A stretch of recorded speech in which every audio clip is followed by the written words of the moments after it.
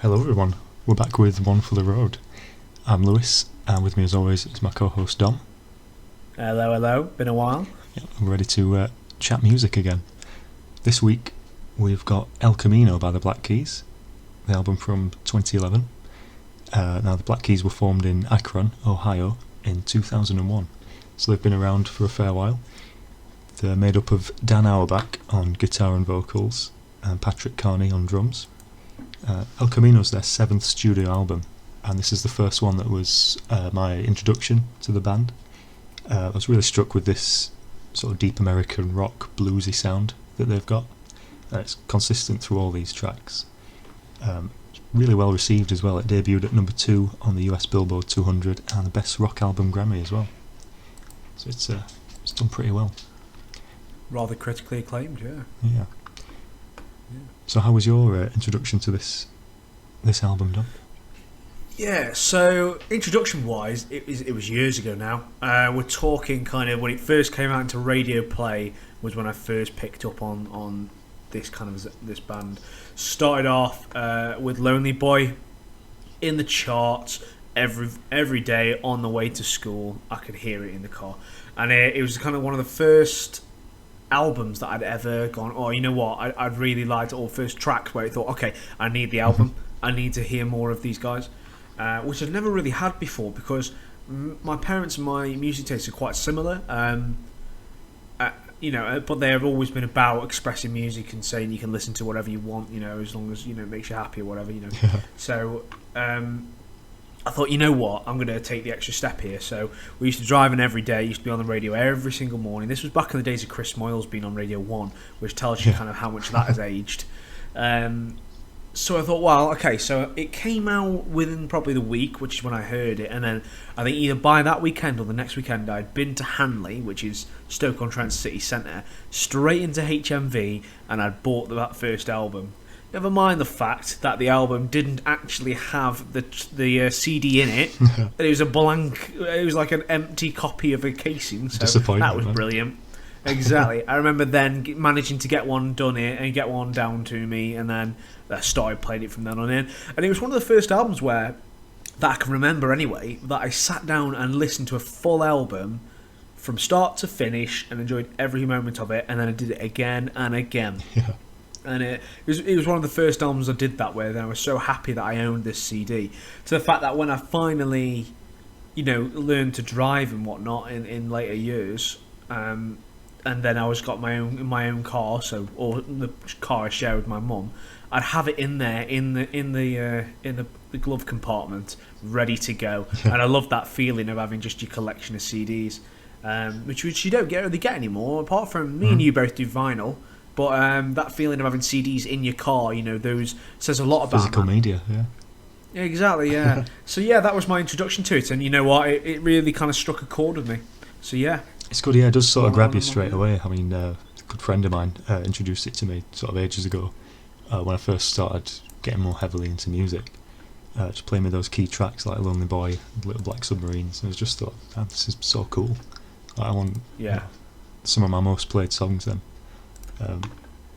Yeah. Brilliant, yeah. No, it's brilliant. Absolutely brilliant. Brilliant track. Shall we jump in? Yeah, we'll go straight in. So our first track is Lonely Boy. Released as the main single from this album. Like I say, it's probably the one that were played on radio quite a lot. It's a very strong up-tempo opener, I thought. Just a really good rock song. I think probably for both of us, both of our entries to the band, radio play was massive, and like you're right, it's got that hard and heavy kind of entrance rock that really kind of captures the attention. Yeah, definitely. I've put here great underlying guitar all the way throughout. Yeah. It's just a solid track, really. Mm-hmm. It's just an absolutely solid track. Strong lyrically. I really enjoyed the lyrics of this track in particular. Yeah, it's pretty to the point, isn't it? It's not exactly, yeah. Full of elaborate metaphors or anything. It's just it's quite a simple track. I mean, it's not a rather. I think you can say that for a lot of the album. It's not an overly complicated track or album, but it's got something to it. Yeah, so you don't always need that, do you? Simple, exactly. keeping it simple. It's not necessarily a negative thing either. And it keeps that pace all the way throughout as well. Yeah, it doesn't does. kind of let off, which I really enjoy. Yeah, a lot of those tracks would have a bit of a slow down or instrumental bit of a breakdown, but no, just steady, innit? Keeps the beat. I feel like it's a very stadium inspired music. If you know what I kind of mean there, it's got a lot of clapping in it. Most of the album really. It's something to get involved with, and I think I said it last time in the last podcast. I love getting involved with some of these tracks. They are brilliant sing-along tracks. Yeah. So well crafted, so easy to listen to, you know. So yeah, no, it's a good track all round for me. Picture that, yeah, definitely gets that audience participation from it. Exactly. Yeah. If it was played live, that's what captures the attention. That is what captures the attention. Again, I'm looking at this and I think after listening to the full album, you start to, like we said, the lyrics aren't complicated, but they do speak volumes in the fact that I think a lot of these are all about a woman. Yeah. And I think that's pretty straightforward from the lyrics. Indeed. Probably what a lot. It's simple, but it keeps it not too specific as well. So exactly, yeah. More relatable to a lot of people as well. Yeah, because I think a lot of people have a lot of relationships. So you know, in that fact, you can apply this to anyone really. Aye. Yeah. Moving on, number 2, we have Dead and Gone. Dead and Gone. I put here cracking bass intro. Oh yeah. I thought the drums were really strong in this as well, though. It's sort of really yeah, especially that intro, so strong. Exactly, it's a very good use. Yet again, a good use of that kind of stadium thumping. Dun, dun, dun, yeah, dun, get your foot tapping. Brilliant. Exactly. Yeah. Anything for you? Yeah, I think it's another one where it's about a guy who's met a girl, isn't it? Waiting for her to say something or waiting for a reply, maybe hanging on.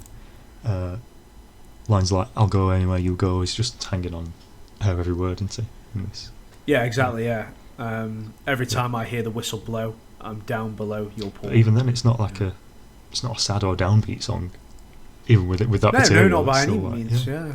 Upbeat and energetic still. Yeah, exactly. It's good. Don't call me, I'll call you is what you say. I'll obey. I mean, it's not a negative context in the slightest. I mean, we don't know the scenario. It's, you know, if this woman's real or not or whatever. You know what's getting on. But you do get the kind of feeling that it's not unnecessarily mutual. If you know what I mean? Yeah. It's not one way. It feels quite like an actual functioning relationship as opposed to something that's obviously not functioning very well. So far within the album, that is. But yeah, no, I agree completely, and another strong chorus with clapping again lends itself to that encouragement of joining in. You know, I think this is where this track especially kind of introduces that ideal. I think there's also a classic tambourine in this track as well. Yeah, I think that it crops up in quite a few of these, doesn't it? It does, doesn't it? Yeah. And again, that's another kind of more communal feeling instrument within the song. So they're going for a theme here, and this is where this really starts to form itself as a theme. And again, lyrically, it's not hitting you over the head with it. No, that's it. Exactly. Just what it says on the tin. Yeah. Exactly. And I think that's I wouldn't say charm, but a quality that this album holds, which is it isn't there to impress anyone. It's not there to, you know, necessarily, even though it did win a Grammy. But yeah, I think a good cracking track. You got anything else for solid, yeah. No, good to... should we move on to nice, Gold on the Ceiling? Now, another one. Critically acclaimed. Yeah. Another one that's an absolute sing-along track. Gold on the Ceiling. I would guess this was probably the second most popular. It says... I'd probably say... It's got that really... Lonely Boy was at the top. Really catchy, isn't it? Strong beat. Exactly, strong drums. Exactly. If I'd say Lonely Boy was probably top, and then battling for second and third is Gold on the Ceiling up against Little Black Submarines. Two very different tracks on an otherwise similar album, but they both have some good qualities about them. I mean, again, a strong guitar and bass combination, brilliant chorus, especially with the two lines opening it. They want to get my, you know. So I really enjoy this track a lot. It's again got that sing along. It's one that I love singing along as well. That they want to get my, and then go straight into Gold on the Ceiling with a heavy intro. Love it. Yeah, it's good. There was a bit more to unpack with this one as well, lyric wise. So there's bits like Ain't No God in My High, then Barbed Wire Snare, I Just Can't Go Without. And I kind of got the impression that it's something he's caught up in and addicted to. Yeah, Ain't No Blood in My Eye shows addiction in the eyes, doesn't it? So, a bit more interest coming through there, I thought. Yeah, I always thought Gold on the Ceiling was such an odd lyric. Yeah. And even to this day, the rest of the song makes so much sense to me. That I can kind of, or I gain a sense from it. Yeah. Obviously, we won't know the artist's intentions really unless you spoke to the bloke. But the Gold on the Ceiling part still baffles me. I don't know what it refers to. I don't know whether I'm being thick. Interesting, isn't it? Yeah. What do you think? I mean, I've not really thought about it before. But It's just what a strange. I think that's what lends itself to being a popular track. Is again, it doesn't hit you over the head with stuff, but it's got stuff like Gold on the Ceiling. Still unusual imagery, isn't it? Yeah, I ain't blind. Just a matter of time before you steal it. Yeah. So, what? I feel like he's talking about a physical thing. A lot of this is metaphorical in a lot of ways, but with this, the way he says it, the way he sounds it, I feel it's very solid. Yeah. I just can't. I couldn't figure it out. I thought it was a really good track, nonetheless. I'd really like a bit more insight into the track. Go away and do my bit of my own research. But it'd be interesting to know. Yeah, something I couldn't really find anything around the Gold on the Ceiling part. Exactly, and I'm probably picking a really small part out. That's not meant to be put on its own, but still, I love doing it. So, and then as a kind of cover all, I've got a lot of the instruments peel away at the end, leaving just a kind of solitary, quiet, lone guitar. Like a lot of this is very hard hitting. Again, you've got lots of instruments going on. You've got lots of pace going on. And right at the very end, it tapers off completely. Yeah.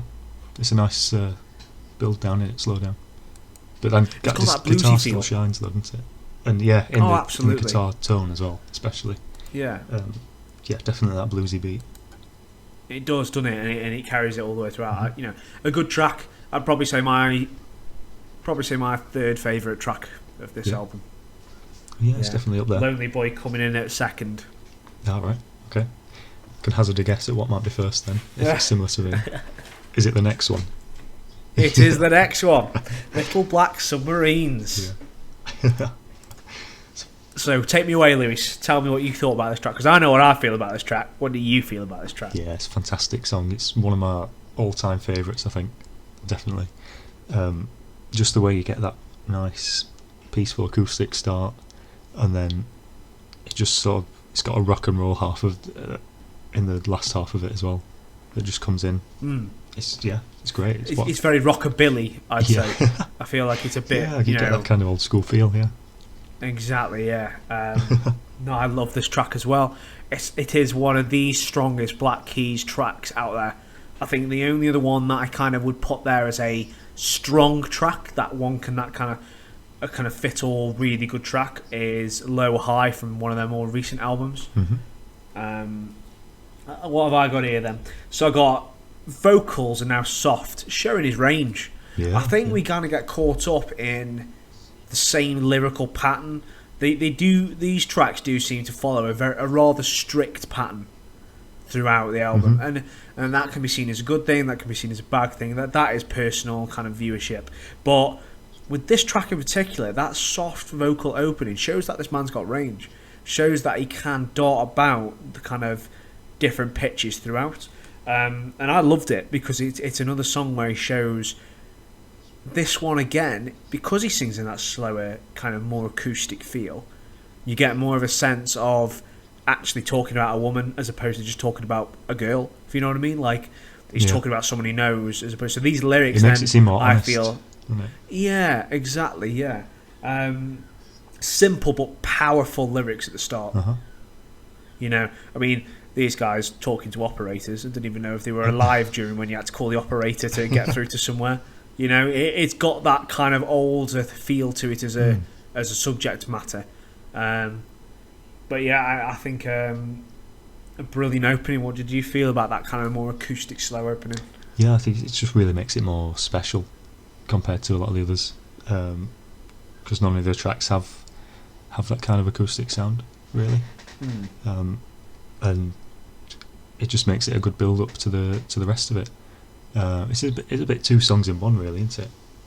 Really, yeah, it really is. I was reading a bit about the background to this track as well. Apparently they recorded it about 4 or 5 different ways. Like there was an acoustic arrangement and then a more rock and roll one, and they just decided to sort of splice these two together. And the recording is the first time that they played it in full, like the whole track.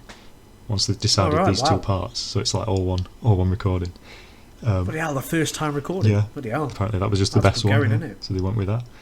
And it's apparently that's how they like to play in the studio as well. Just everybody is one. Yeah, I did read that they kind of took a different approach this time to the album, which I think you can tell. So I don't know how much of the other Black Keys albums you've really listened to. Have you listened to many? Just like Brothers, the Turn Blue, which I wasn't as big of a fan of, and then the most recent one's changed the style, cool. right? I like that.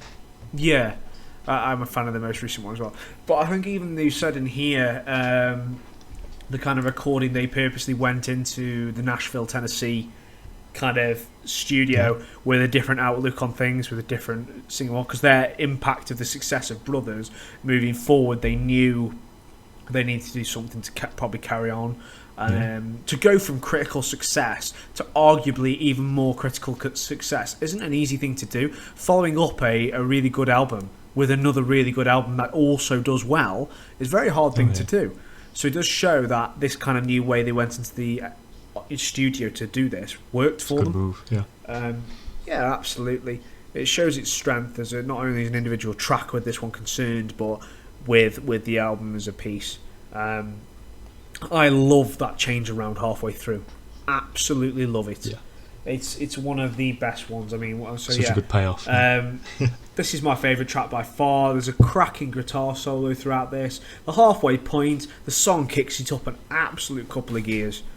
Yeah. Just really kicks it up and makes it a strong entry into the album, I think. Yeah. I love it. It's one of my all-time favourites. Exactly, yeah. Right, next up, number 5, Moneymaker. That's another one I think that's musically it's just got that really catchy beat. That's it. I feel I'm not sure if there's a slight echo on the vocals as well. They sound a bit different. Yeah, it's more dragged out, so I feel like the reverb is tapering off. So as opposed to having reverb, like studio reverb, which is like non-existent, to having reverberation quite far away, I feel like this one's like going down a tunnel almost. Yeah. Like it feels like it's you can still hear the frequencies of it, but you can't hear the lyrics of it. If I'm just going to play myself a little bit here, I completely agree. It does have that kind of effect. It does, but yeah, especially like I think it's a basic repeat or a basic echo, really. Yeah. But it feels like a tunnel, or it feels like streamlined, or something to do with the tunnel. You know. Yeah, I love this song. I like it. It's a basic, simple song. Again, yeah. Lyrically, it's Can't like really about gold diggers. Do you think? Yeah, I mean, he's got a theme. I think the "Oh, she wants milk and honey. Oh, she wants filthy money." I always thought he was talking about a hookah or something. Sorry, as I should say, sex worker. Say prosy, should I? But there isn't much you can say on this. I said it's got a bit more of a Western feel. Yeah. Western American kind of, California, not Californian as we know it now with the rap scene, but Californian blues type Western feel. I didn't really know how to pin it, but a bit old school, way out west. Yeah, exactly. Yeah, I get that. Because that's funny you say that actually. Because I thought with this, the guitar solo is quite unusual. I don't know what effect it is, but it almost sounds a bit like a harmonica. And then that would fit with your kind of Western vibes that you were getting. I mean, it sounds like it does sound like a harmonica, but maybe I'd be very interested to see how they kind of made that. It's Moneymaker, isn't it? Yeah. So shall we take the time to actually look this up? So Money Maker. See, professional podcasters would have done this before. No, haven't they? this is no.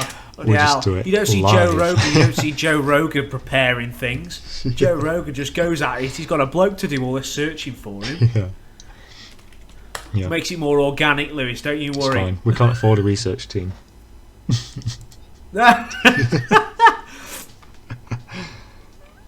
So yeah.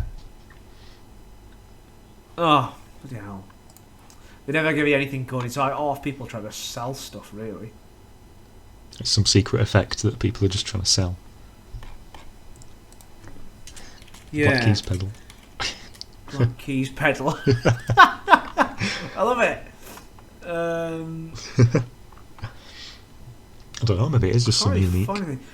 I think, So they've done on their I'd own, just wouldn't be interested to see what it kind of does. But yeah, again, it seems like the internet is elusive nowadays. Yeah. It's got to be a pedal, hasn't it? Let's think about this. It's got to be some form of distortion. You're not getting that naturally from a guitar, let's face it. No. So it's got to be some kind of form of distortion. It adds to it, though, doesn't it? Yeah. I mean, you get that kind of Western feel, like we said, and it doesn't take anything away from it.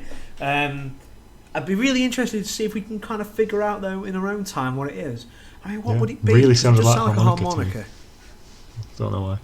Is it probably maybe a harmonica with kind of echo added? Because I think it's got echo in it, but to add kind of depth to it. Because a harmonica generally is quite high pitched. Yeah, that high pitched. So, but it sounds very lower pitched, doesn't it? So unless they've pitch tuned it down artificially, or they've found like a really, really big version, Yeah. like a massive one, like a woodwind instrument. Something funny's going on. Exactly, yeah. But no, the thing is, though, it's got us talking about it. You know what I mean? It's got us talking about that as an independent piece, which just shows you, again, the quality of the making of this track, because it's got us talking about it in the first place. Yeah. Something really unique has gone into it. Especially in a song that isn't too long and not too complicated. Yeah, it wouldn't. You know, otherwise, it wouldn't have that much. Yeah, there's not much to say about this track, but with that addition, there's plenty to say. Mm-hmm. Yeah. That's good. Which takes us kind of solidly into number 6, doesn't it? Which is, Lewis? 6, we've got Run Right Back. So again, I think it's another straightforward lyrically one. Yeah. You've got the girl that you just get very can't stop going back complicated. to, you know. It's that bit of a theme going through a lot of these. I put here, I'm just going to come out of it, I think it's a weak entry. Oh, yeah? Okay. Because this, again, it's all personal preference, isn't it? So, so some people would love it. But for me, it felt like what I'd write if I'd run out of ideas, if I'd already covered one to cover. Yeah. It does sound. It sounds like the rest really of them. scathing. It sounds like the rest of the album. Yeah, I can't think of a. Again, it's the same distortion pedals, or the same distortion used on the guitar, rather. I just. Yeah, I thought the guitar hook was quite nice high pitched. It is. It's a solid track. You can't. There's not much you can say against the track, and I feel like I'm struggling personally to say anything for the track. Yeah. Like, when you say you get that album as filler, that it's almost in that kind of territory. But then, I agree. on an album this good though, it's not your standard song that you just skip, though, is it? Right. I think it is. Yeah. And me, because it makes a piece. But I find it different though, because when you look through all the other albums we've been looking at, there's no four line verse structure really anywhere. You have it at the start, like Dead and Gone. And I'm wondering if it's in Lonely Boy, isn't Lonely Boy, Dead and Gone, but Money Maker, the one we just covered, that's a 4-verse structure as well. And then we're going into another 4-line structured kind of versing system again, so it feels very repetitive in the fact that it's nearly identical in build. They're built on the same foundations, aren't they? Yeah, and that's what they said. I was reading somewhere that the Keys went into the album thinking we need to come up with a structure for our songs, because they would just show up in the studio normally and go at it, like you were saying earlier. Like I read somewhere that this time, rather than doing that, they were going to go in with a different way of doing things. Mm-hmm. They needed to kind of actually sit down and think, right, we need to produce something properly this time. And I think you can tell that change has happened. Yeah, definitely. I haven't got much to say on this track, if I'm honest. Yeah. I just think it's all right. But an average track for the Black Keys, it's still a good track, isn't it? Yeah. So yeah, exactly. You can't say anything against the lads. I'm musically extremely talented. Musically, I couldn't do anything near this. Oh, yeah. I'd be awful. Do you know what I mean? So I can only say it's a kind of a personal opinion piece, but as a kind of build in the industry, I think it's fantastic. Any work that gets to this level is fantastic. It's just our little personal critique in it. That's all. Yeah, I do feel like this is where the album tapers off for me. I was thinking about this earlier today.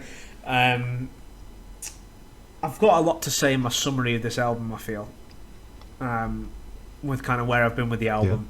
I think this is, for me, a turning point in that album. So if we move on now and to talk about Sister, I think if we just listen out to now, we'll talk about a bit more into structure and build. I think if we take that through to the summary, I think I've got a couple of comments I want to kind of discuss. So yeah, Sister is up next. Yeah, what did you think of Sister? It's funny you say it tapers off, because I think we have got a few slightly slower paced songs coming up, but especially with this one, it's got that plodding kind of pace and then a bit of a build up compared to the rest of them. I've put more playful as a track. Playing around with that, that tempo, that pacing a bit more. A nice bass coming through that, I think.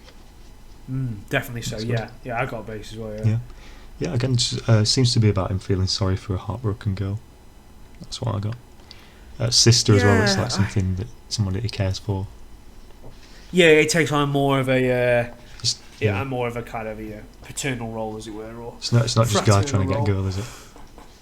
No, not at all. I think it says it at the start. Wake up. You're going to wake up to nothing. Break up. The breakup is coming. And when your heart is hollow, another pill to swallow. So it's obviously someone that's going through something. I think maybe. We discussed earlier on that it was kind of in the grasps of someone. But like we said, it didn't sound malicious. It didn't sound necessarily mean-spirited, like that he felt like he was trapped. He didn't. Yeah. He rather probably enjoyed being in a relationship of that sort, or found comfort in such a relationship. But I think this is where now, I think, the breakup is coming. He's breaking up with her, not the other way around. And she's not been expecting this, but she's maybe not been aware of her actions up and until this point. Right. So that's why I kind of feel this lies. Just get a bit more melancholic, doesn't it? Oh, definitely. Yeah. Absolutely. I'm going to make up my reasons. I used to say I need you, but now I got to leave you. So I think he's realised, hey, this isn't the best for me. I better move on. But she's sat there thinking, well, what changed? What happened? And maybe not realising how much of an impact she had on him. In not necessarily a negative way, but in a more... not a co-relationship kind of way, more one-sided. Yeah, so there's definitely a bit more going on there. No, lyrically, it's a much more going on.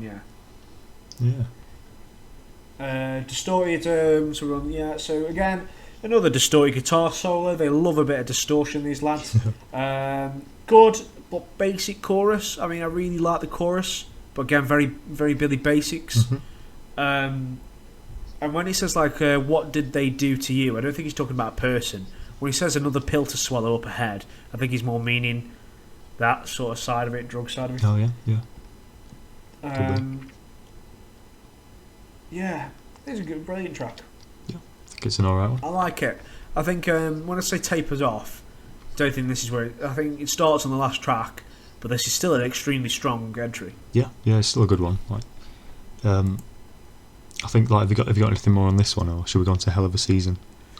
No, I think I don't want to deepen too much. We could really kind of dive into the lyrics, but I feel like we should leave that where we've left it there and go straight into Hell of a Season. Yeah, because I think this one is another one where it's sort of again a little bit basic.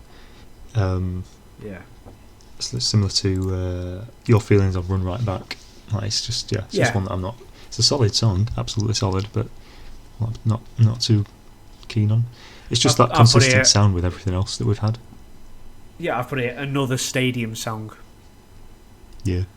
That's what I'm calling them now. Stadium songs. It's got another rather predictable hook in it. And I think that's kind of what makes these sound the same, is the hook often lands in the same place. It is more playful as a track goes, but it doesn't experiment. So they're still messing about musically, but lyrically and structure-wise, like we said earlier, it's following that pattern again of we've fallen into 4-line verse structure. Yeah. Perfectly, almost. I think there's only one verse that isn't 4. Yeah, there's something that does two. have a bit of a slower breakdown mid-song that sort of saves it a little bit. But other than that, it's quite interchangeable with what we've had before, isn't it? Exactly. Yeah, I don't think it stands well on its own. As an album piece, sure. As a single track, not so much. Yeah, it's not up to the quality that we've had with some of them others. See, the thing is, I don't know whether it's because I've been watching it. I've been in it a few years. You know what I mean? I don't know whether it's because we listen to rather complicated. Not to say it's any better or any worse, but when we go on about we like Tame Impala, the complicated tracks that they are. Yeah. I'd say overproduced sometimes. I think you'd agree with me if I said overproduced. Maybe because we've listened to that too much that we're kind of judging it by the same standards. It's a different not kettle as of fish, objectively. isn't it? I think for both of us it is. But yet again, I think as an album it's still strong. I mean, there's still good additions to an album, just not strong as a track, a single on their own. True. Agreed on that one. Yeah. Stops next. Now then, what did you think to this intro? Because I thought it sounded very old school and reminded me a lot of Hush by Deep Purple. And there's a slight sort of retro feel to a lot of this track.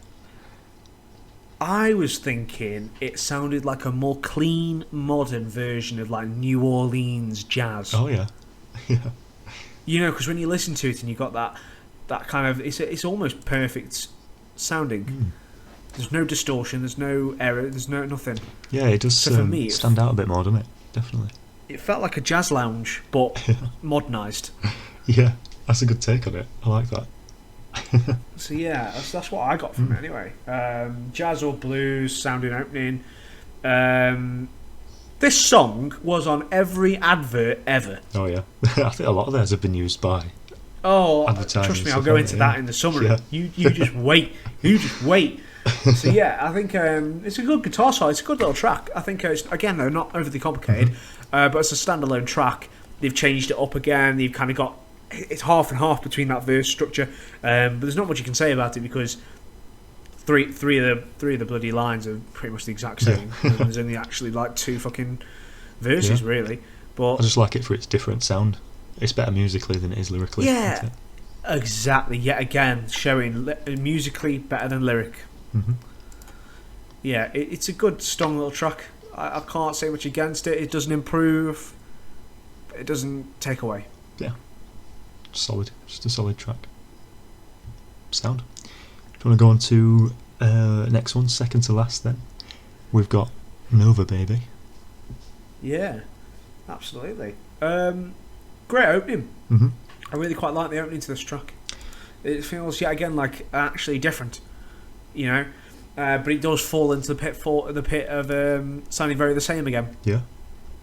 Because they've got a really expressive, unique opening to a song that tapers off into a rather formulaic kind of track from the Black Keys. So I feel maybe a wasted opportunity, but still an amazing track. I mean, the guitar picking is good. It feels like so you can hear the actual picking away. Lyrics are strong again. I like the tambourine. Yeah. Yeah. I thought there's an interesting sort of echoey instrument. I'm not sure what it is, but it seems to come in for the intro and the chorus as well. And it's just that different kind of sound or distorted sound. That's a keyboard. Is it keys? That's a keyboard. That's a distorted keyboard for definite. Yeah, I probably would have liked a bit more of that coming through in some of the others. Might have made them feel a bit less samey. I don't know, because it seems to stand out on this one. Yeah, it definitely does. It's cool I haven't heard it before. Yeah. It's a much more complicated track. I mean, already from the start, you've got quite a lot going on. You've got drums, you've got that keynotes, with probably a vibrato added on top, so moving the distortion of the keys for vibronics, not a word, moving the keys through that vibrato quite a lot more often. I think that's what creates that kind of echoey sound. It is, yeah, it's a good sound. I do like it. And it's in the lyrics. It just seems to be talking about a girl he's separated with, but I think they'll. He thinks they're definitely eventually going to reunite, perhaps. I don't know. There go the kids that have not. Elevator ladies in the parking lots. You saw it all, and I recall the dream you told me. The dream you told me. A bit of an imagined life, isn't it? Imagined future. Perhaps. Yeah. He's maybe looking back on it and thinking, it wasn't that bad, was it really? Like any man worth his salt, he's regretting the past. Yeah, I think it's good soundtrack. A bit of a better track than some of the others, actually. Yeah, definitely so. I'd agree with that. It brings us on to the last one though, which is Mind Eraser. Yeah.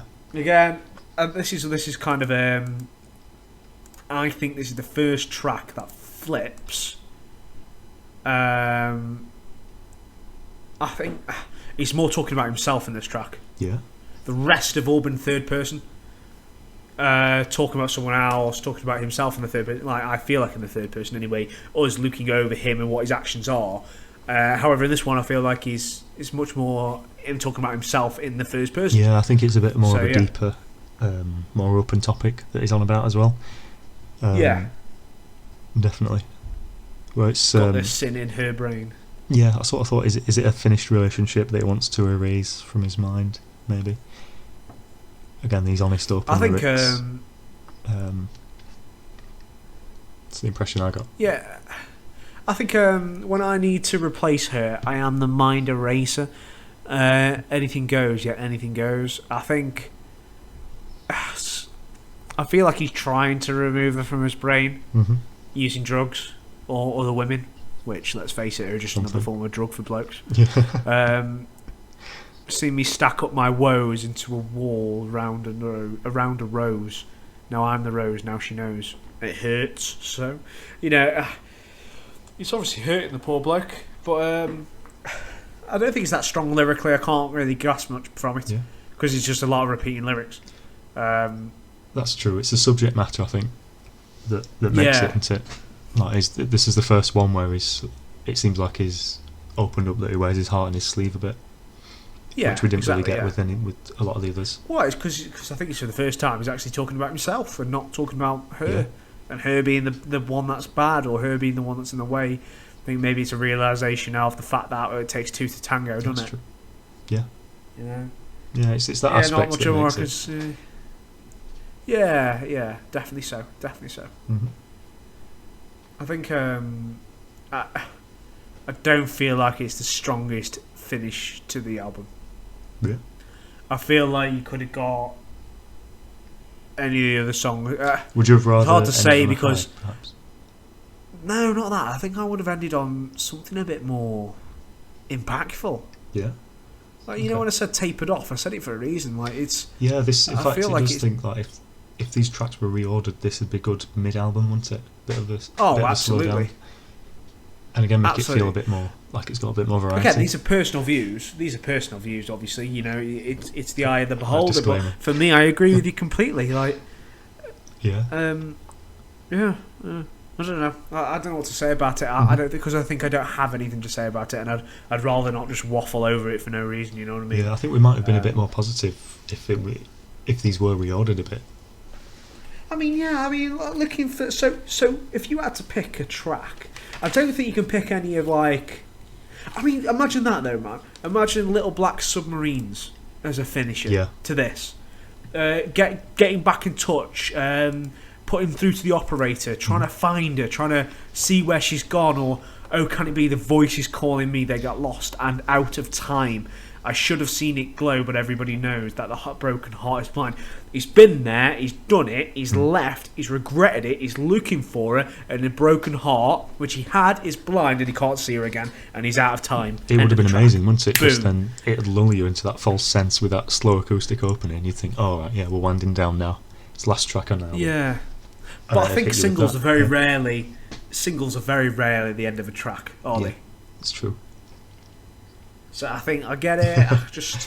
I don't think he was a very strong ending. I think after Sister and Run Right Back, you start to have that tapering off to a rather what I feel is a lackluster end. A cracking album, one that I probably don't listen to as much as a lot of other albums I listen to, because I don't tend to repeat the same albums over and over. I don't have like 5 albums I listen to on the clock. I tend to keep moving forward and keep pushing forward. It's very rare that I come back to a track. So the fact that I've come back to Black Keys for anything anyway is rare for me. So I do enjoy it. I just think as an album, it does kind of taper off and just lose itself. Like you were saying though, keeping it in the car, it's a good road trip soundtrack, isn't it? Oh, absolutely. Oh, there's no denying that. No denying that whatsoever. I think that takes us nicely into summary. So I want to hear your kind of summary first. I want to see what you thought of the track. I want to see what you gained from the track and what... We've already discussed what we would change about it, but if you wanted to cover that a bit more. Yeah, I do think it's a strong album. It's one I've saved. I'll go back to now and again. But they are just... There's certain tracks that I don't gel with as much as the stronger ones. But I think, like you say, with that tapering off at the end, though, there's some of them that I quite like Stop Stop and Nova Baby as well. I would maybe put them over Moneymaker and Run Right Back, Sister. Oh, okay. Tracks like that. They're still pretty high up for me. Like just with the elements that make them a bit more different. Yeah, I mean, like we said, mate, it's just all about the person who's listening, isn't it? And their personal preference. I mean, music is so personal. You're never going to get the same answer out of 2 people, which I think is its strength. Yeah. You know. And it's just it's a really consistent bluesy rock album. Yeah, I think that's the kind of where its soul is in blues. If you'll pardon the pun. Yeah.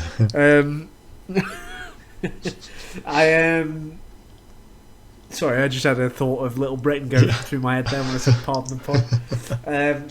So yeah, I think I'm with you.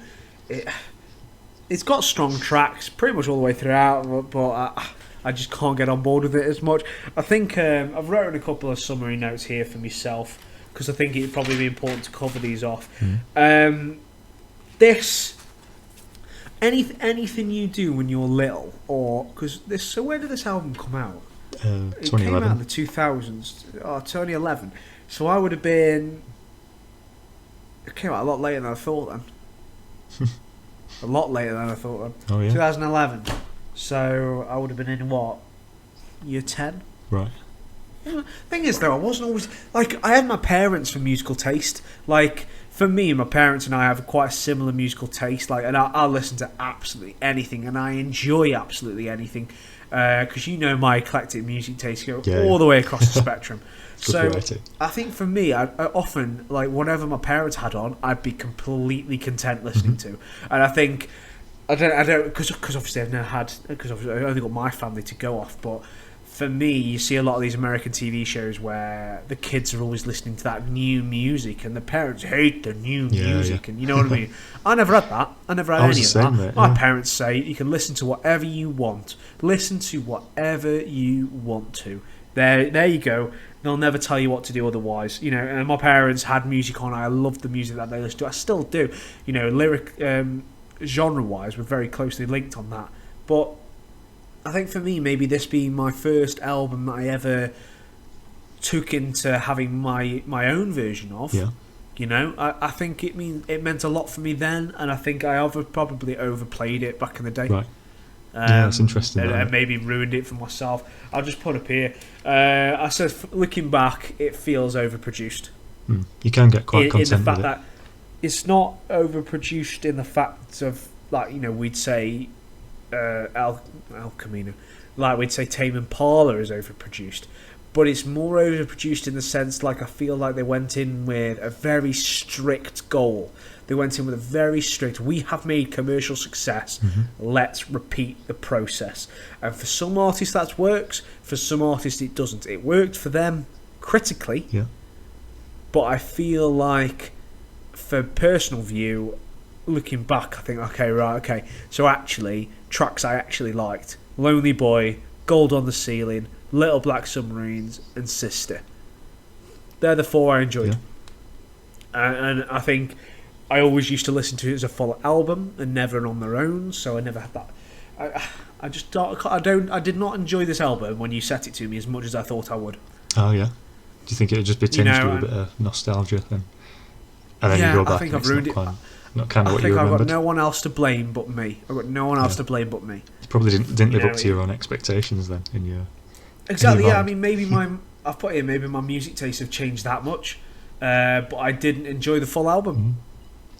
They feel like they follow a set pattern. I've picked up on that all the way throughout. Yeah. And this is the thing. They were in every bloody car advert ever. Yeah. They were, weren't they? Definitely. They were used a lot. And sports as well. It was mad. Yeah, absolute madness. I had a look earlier on at the kind of... I was looking for, what they've been in and stuff like that. They've been in loads. Yeah. Their list of accreditation goes from Mars. They've also sued a load of people for using their or similar music. You know what I mean? Yeah. So they've got quite a good legal background as well, going after companies who are making like for like Just songs. trying to get on that bandwagon, yeah. Because it works. I mean, it's so addicting to listen to. And I thought to myself, like, okay, they might have only had 2, maybe 3 tracks in the charts at any one time. Yeah. However, the money they must be raking in from these deals. It wouldn't surprise me if they're richer than someone who hit number 1. Yeah. Yeah, really. Do you know what I mean? Successful, isn't it? Oh, absolutely. Absolutely. I think they might have had that in mind when they were making a lot of these. Like, get that, I agree. That it's such a safe album. A bit of a crowd pleasing element as well. Yeah, that's why we was going throughout. Crowd pleasing, stadium bashing. That's sort of it's a safe album. It's just a safe album. Doesn't take any risks. It's not a bad album. Like, I don't feel bad necessarily talking about it in this way, but I feel like I don't want to just keep bashing it for no reason, because I think it's better than anything I'll ever make in my lifetime. That's for damn sure, and it's a hell of a lot better than some of the shit that's in the charts. But as the standards we set on this podcast, and as the types of things that we both listen to, it's certainly the weaker of what we've had so far. You're still on, don't worry. Your mic's still on. Bloody hell. Fraught with technical difficulties today. And we're back in. Whey! Whey! I've got 49 minutes 5, 6. Yes, hello ladies and gentlemen. Lewis decided to just bugger off. Lewis decided to just do a runner on me. That's what he did. No. Technical difficulties. See, we are fucking noobs on this. We have no fucking clue what we're doing. We just record shit and throw it on the internet because we enjoy doing it. This is what you're going to get if you're listening. That's what it's about. You're going to get this. Yeah. Nothing else. Now I sound crazy. Where were we? Lost my train of thought now. So, we finished the summary. We're going to move on now into what's going to be going on next week. So, we're going to decide, first of all, on the album that we're going to do in 2 weeks' time. In a week's time, we're going to do something a bit different, and we'll discuss that in a second. But for now, Lewis, yes, the artist and the album that I want us to cover next is Noel Gallagher's High Flying Birds. Go on. And I want to do his first album with that band. Yeah. Which is Noel Gallagher's High Flying Birds, 2011. Nice. I'm happy with that. So, this is, for me, I really like Noel Gallagher's High Flying Birds. I think it was a great start. I think he's an artist that everybody knows and that we can really dive into on this. Really, again, when we're talking about lyrically who's stronger and better, and we were saying Black Keys maybe isn't as strong, lyrically, this guy right here has written some of the best tracks in human history. Oh, yeah. There is no doubt about some of the... If you don't like them or not, that is absolutely fine, because a lot of people don't like him for him. But as a lyrical writer, he is amazing at writing things that just work. Look at the back catalogue of Oasis. Look at the catalogue he's done now. Look at everything he's written. You can see there is a man in here who can write bloody songs. Yeah, absolutely. I think we'll have a lot to be a unpack great with that one to use. Oh, absolutely. It'll be a 2-hour podcast. You watch. It's one of my favourite albums of all time. Mm-hmm. And I really like jumping into the Gallagher brothers anyway. But moving on, next, that's going to be in 2 weeks' time. The 2 podcasts' time, rather. The next podcast that we want to do is going to be what we said we were going to do at the start, which is an artist's breakdown, where we take an artist, we take them as they are, so we take either the band as a whole or the lead of the band, for example. We break that artist down, everything they've done. They're not kind of personality gossip type of thing, but more of a what kind of led them to where they are now, where they can write these songs and these tracks and be a band. So I wanted to start off with a band that I think we can really break down and get involved with, which is The Killers. Yeah. Now, Lewis, do you know who The Killers are? I'm aware, yeah. Exactly. So I know that a lot and of this their is key tracks as well, the most popular ones, obviously. I know them, but it's not a band that I've looked into quite a lot, or I don't know the backstory. So it will be interesting to look into that and look at it all as a whole as well, like their whole musical journey, the whole back catalogue. Yeah, should be an interesting one. And there is a lot to unpack, especially in the lead singer Brandon Flowers. Yeah. So I'll be really interested to see where this goes. But anyway, that's for the next podcast. 2 podcasts from now, we're going to be breaking down Noel Gallagher's High Flying Birds and their initial first album. And that has been the One for the Road podcast. Lewis, it's been an absolute pleasure as usual. Likewise. Yeah. Been a good one, and thanks for listening, everybody. See you in the next one. See you in the next one.